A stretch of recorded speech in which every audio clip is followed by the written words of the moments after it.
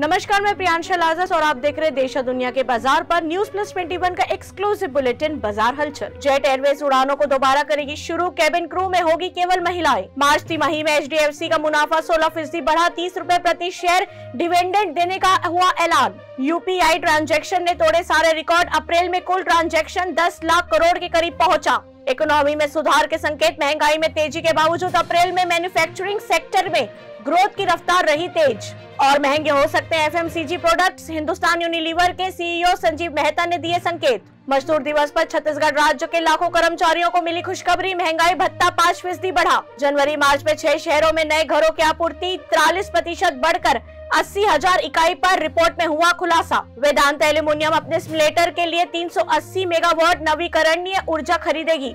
किया इंडिया की बिक्री अप्रैल में 18% बढ़कर 19,019 इकाई पर।